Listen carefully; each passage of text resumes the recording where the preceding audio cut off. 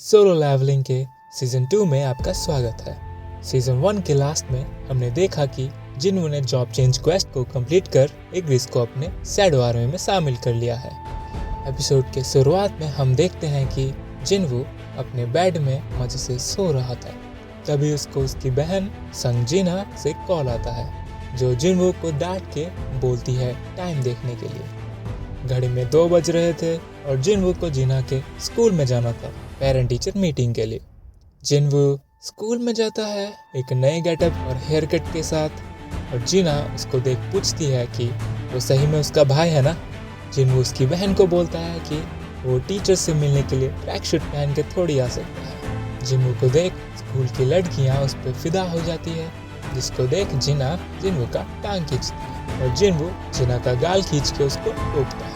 जिन्वू जिना के टीचर से मिलता है। टीचर उसको बोलती है कि उसकी बहन एक रोल मॉडल स्टूडेंट है और वो जिना से बहुत ही प्राउड फील करती है। जिना मेडिकल स्कूल की तैयारी कर रही थी और टीचर बोलती है अगर वो इसी तरह मेहनत करे तो उसको एडमिशन ज़रूर मिलेगा।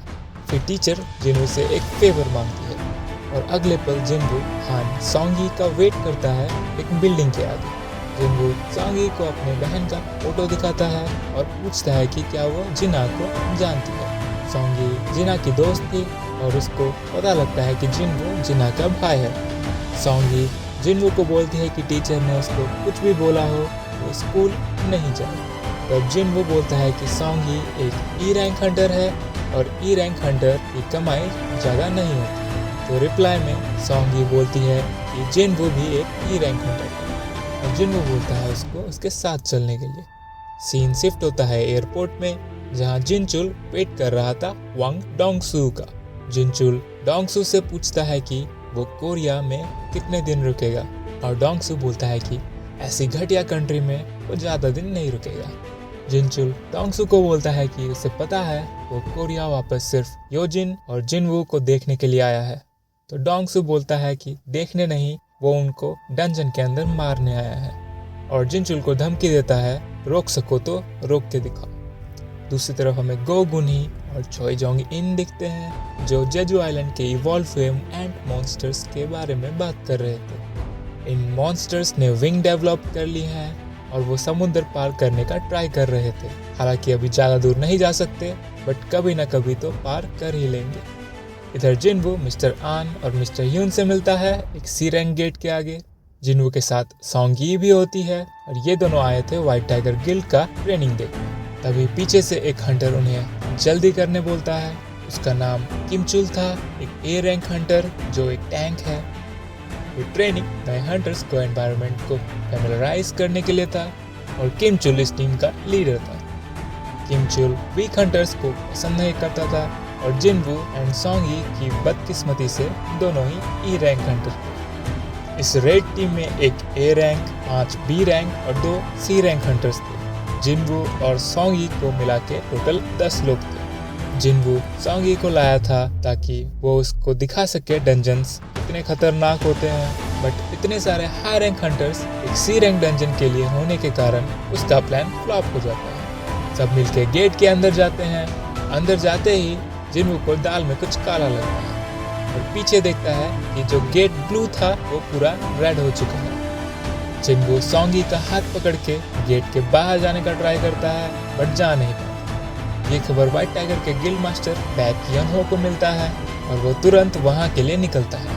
डंजन एक केव से स्नोफील्ड में ट्रांसफर हो गया और गेट भी गायब हो गया। सोंगी जिन्वू को पूछती है कि रेड गेट क्या होता है। जिन्वू एक्सप्लेन करता है कि रेड गेट होने से अंदर हंटर्स बाहर दुनिया से कांटेक्ट खो देते हैं। उनको बाहर निकलने के लिए बॉस को मारना होगा या डंजन ब्रेक का इंतजार। तभी एक एरो आती है और एक हंटर के सर में लगता है। एक एरो सोंगी के ऊपर भी आया था, जिसको जिन्वू हाथ से पकड़ लेता है। एनिमी थे आइस एल्व्स, जो बहुत ही ब्रूटल तरीके से अपने शिकार को मारने के लिए जाने जाते हैं। आइस एल्व्स बहुत दूर जंगल में थे। इतने दूर होने की वजह से किसी ने उन्हें सेंस नहीं किया और एक आइस एल्व्स उनको मारने का इशारा करता है और वहां से चला जाता है। किमचुल जोर से बोलता है कि ये डंजन अभी बी रैंक या उससे ज्यादा हो चुका है। उन लोगों को अब कोई और आके नहीं बचा सकता। इसीलिए उन सबको किम चुल की बात माननी होगी क्योंकि उसका रैंक सबसे ज़्यादा है। बट किम चुल बोलता है कि वो सबको लीड नहीं कर सकता और सबको 2 ग्रुप में बंटने के लिए बोलता है। सब उसको फॉलो करना चाहते थे कि तभी वो एक सी रैंक हंटर को धक्का देके बोलता है कि वो उसे जिनवू और सोंगी को साथ में लेके नहीं जाएगा। डंजन में 1 दिन मतलब बाहर दुनिया में 1 घंटा। किम चुल बोलता है कि बॉस को मारने के लिए महीने लग सकते हैं और वो बेकार के बोझ नहीं चाहता। एक फीमेल हंटर जिसका नाम पार्क जी हिन था बोलती है कि वो जिनवू के ग्रुप में रहना चाहती है और किम चुल उसको बेवकूफ समझता है। पार्क जी हिन नोटिस करती है कि जिस एरो को किम चुल भी नहीं देख पाया, जिनवू ने उस एरो को हाथ से पकड़ लिया था और वो अंदाजा लगाती है कि जिनवू ए या उससे भी ज्यादा रैंक का है। किम चुल अपनी टीम को लेके मेन रोड की तरफ जाता है और जिनवू जंगल की तरफ।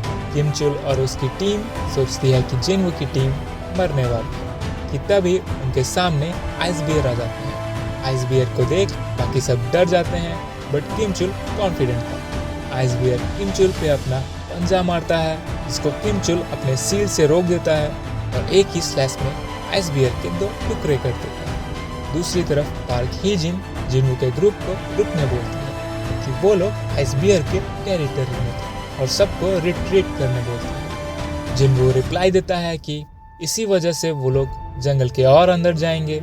आइस बियर का टेरिटरी मतलब सिर्फ आइस बियर से उन्हें लड़ना होगा जो आइस एल्व्स से वीक है। ये सुन ही जिन बोलती है कि उसने ये तो सोचा ही नहीं था। टेम्परेचर बहुत ही ठंडा था तो जिनवू अपने इन्वेंट्री से सबके लिए कोट निकाल के देता है जिसको देख सब शॉक्ड हो जाते हैं क्योंकि इवन हाई रैंक हंटर्स सिर्फ 2 से 3 लो रैंक आइटम निकाल सकते हैं इन्वेंट्री से। सोंग यी जिनवू से पूछती है कि वो असल में है कौन, तो जिनवू उसको बोलता है तुम्हें मैं प्रोटेक्ट करूंगा पर बदले में तुम मुझसे कुछ नहीं पूछोगी और बाकी दोनों से भी कुछ पूछने से मना करता है। तभी एक आइस बियर आता है और जिनवू उसे मारने के लिए तैयार होता है। दूसरी तरफ गेट के बाहर बैक योनहो अंदर जाने का ट्राई करता है पर नाकामयाब रहता है। बैक बोलता है कि अब सिर्फ हंटर किम चुल के ऊपर सब डिपेंड करता है। तभी मिस्टर आन बैक को बोलता है कि उनके गिल्ड मेंबर्स के अलावा भी 2 और हंटर्स अंदर गए हैं, जिसको सुन बैक उनका रैंक पूछता है तो मिस्टर आन बोलता है जिनवू का रैंक ई है पर उसको लगता है कि जिनवू रीअवेकन हुआ है। बैक ये सुन शॉक्ड हो जाता है। तभी एक कार आती है जिससे निकलता है वांग डोंगसू। डोंगसू को देख बैक गुस्से में आ जाता है और उससे पूछता है कि वो अमेरिका से यहाँ क्या करने आया है। कार से जिनचुल भी निकलता है।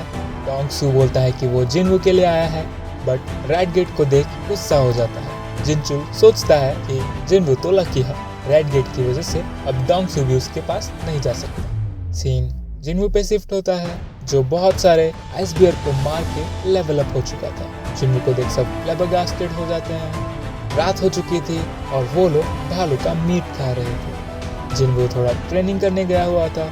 जिनवू आइस बियर के डैन में जाता है जहाँ से बहुत सारे आइस बियर निकल के आते हैं। जिनवू अपनी शैडो आर्मी को बुलाता है और फाइनली हम इग्रिस को देखते हैं। जिनवू शैडो आर्मी को उनका पहला मिशन देता है और एक बढ़िया सा फाइट शुरू होता है शैडो आर्मी और आइस बियर के बीच में। हमें लगा था ये एक तरफा फाइट होगा बट आइस बियर्स और शैडो आर्मी इक्वली लड़ते हैं। शैडो नाइट्स मर के भी वापस रिवाइव हो रहे थे जिनवू का माना यूज करके। तभी आइस बियर का बॉस डैन से बाहर आता है और सारे शैडो को चींटी जैसे मार गिराता है। इसी के साथ जिनवू का माना भी फुली ड्रेन हो जाता है। लास्ट में जिनवू इग्रिस को भेजता है आइस बियर के बॉस से लड़ने।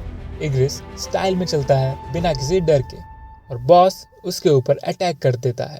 इग्रिस बॉस को बटर की तरह स्लाइस कर देता है, फिर एक जंप मार के बॉस को चीर देता है। बॉस एक लास्ट अटैक करने ही वाला था कि इग्रिस उसका देता है। जिनवू ये देख वाओ बोलता है और सोचता है कि अगर इग्रिस ने कासल में स्वॉर्ड यूज किया होता तो वो अभी जिंदा नहीं होता। इग्रिस वापस आके जिनवू के सामने झुक जाता है और जिनवू उसको शाबाशी देता है। दूसरी तरफ किम चुल बहुत ही थका हुआ था और उसकी टीम को आइस एल्व्स ने मार दिया था। किम चुल सोचता है कि उसके साथ ऐसा नहीं होना चाहिए था और आइस एल्व का क्रीपी स्माइल देख वो डर के भागने लगता है। और इन द एंड हम एक घोड़े में आइस एल्व्स के बॉस को देखते हैं। इसी के साथ एपिसोड 1 खत्म हो जाता है। नेक्स्ट एपिसोड में हमें और भी अच्छा फाइट देखने मिलेगा। तो दोस्तों, पहला एपिसोड आपको कैसा लगा कमेंट करके ज़रूर बताना। हम मिलते हैं आपसे नेक्स्ट एपिसोड में।